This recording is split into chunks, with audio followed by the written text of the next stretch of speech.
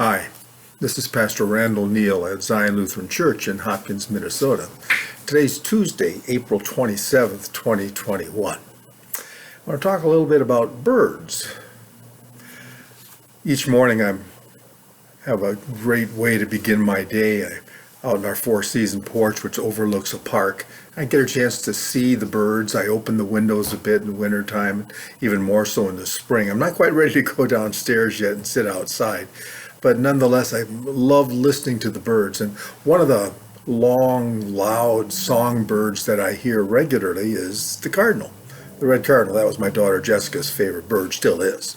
But springtime seems to be for singing birds and cardinals. And then, of course, there are the baseball Cardinals, and they gather in Florida, not that far from the Twins training area. And fans start counting down the days to the opening day, which has finally arrived. And then there are the Cardinals every few years who migrate to Rome to elect a new pope, as they did several springs ago. Well, knowing that the Pope would symbolize and share the largest religious institution in the world, the Roman Catholic Church, the Cardinals, you could tell back then, clearly felt the weight of their decision in Rome.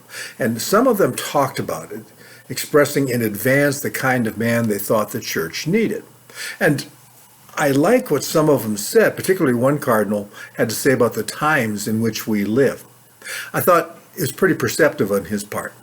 He was talking about what's needed for the 21st century Pope, but I thought he gave any of us who care about the cause of Christ in our generation something to think about. He said this, quote, "Great secularism is pervading the church and prevailing all around us. So it brings a sense of urgency that we need to be repurposing the gospel." Well, 20 centuries ago, Jesus described what the world will look like just before he returns. He said this in Matthew 24:12. "Because of the increase of wickedness, the love of most," and now in that portion he's talking about his followers, not the outsiders, but within the family. He said, "The followers will grow cold, and this gospel of the kingdom will be preached in the whole world as a testimony to all nations, and then the end will come." Well, as I think about that, I think about how our world and within the church, especially our COVID-19 changes that are taking place among us, there seems to be a creeping carelessness about sin and a coldness towards Jesus for most of his people, but not all, thankfully. Some are going to be on fire, and that's wonderful, sensing the 2-minute warning, so to speak, of God's clock. And they will abandon the apathy of the age. And they're going to go for broke to give everything on this planet a chance at Jesus. Let's call it the cold and the bold. I thought that was kind of clever. I read that somewhere. Well, that cardinal that I referred to, the Catholic cardinal, contributed some additional insight on how relevant leadership will have to adapt. And I think he's right on target. Here's what he said. "We will need to be able to reach out through all the means of communication today, especially social communications, to be present all over the world." Well, I think he's absolutely right.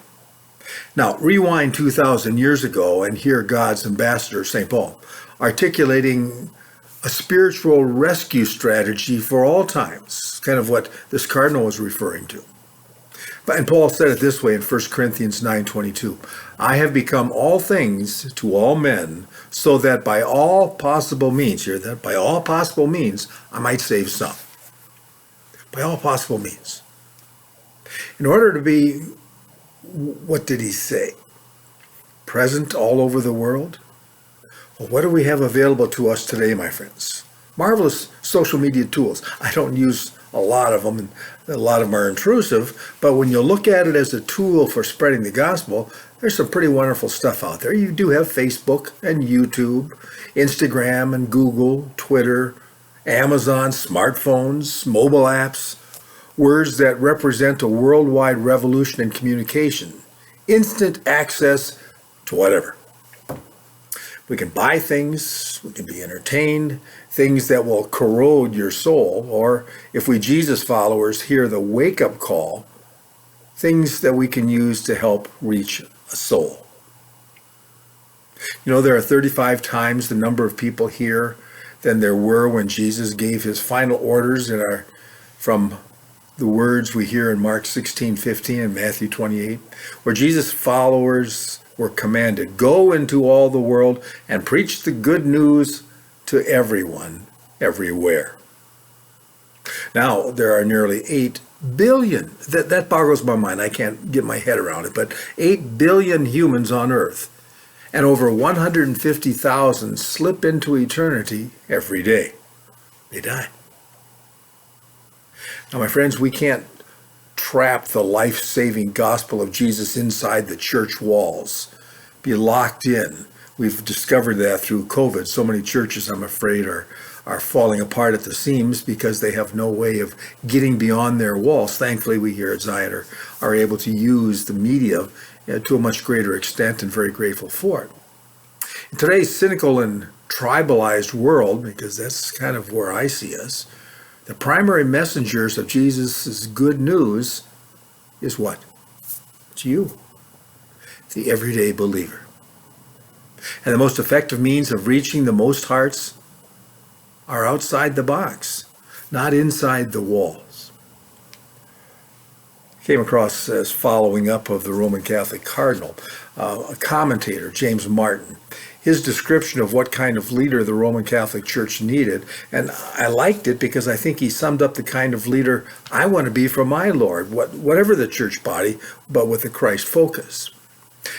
James Martin is an editor-at-large of American Magazine, and he said that the next pope needed to be someone who, quote, who's holy, who can effectively preach the gospel. And he said, Jesus used any and all media to communicate. So he called for preaching with an understanding of how people hear. Well, I think that commentary was right on, and I think it applies to you and me, my friends. I want to have the courage to go beyond the comfy Christian cocoon, to embrace all possible means, forgetting the message of cross of Christ to people in places where they are, with words they can understand. Use your gifts, my friend. Smile. Let them see that Christ brings joy to your life and your heart, and then maybe an opportunity to tell them about Jesus' life-giving gift of himself. Thanks for listening. We'll talk to you another day.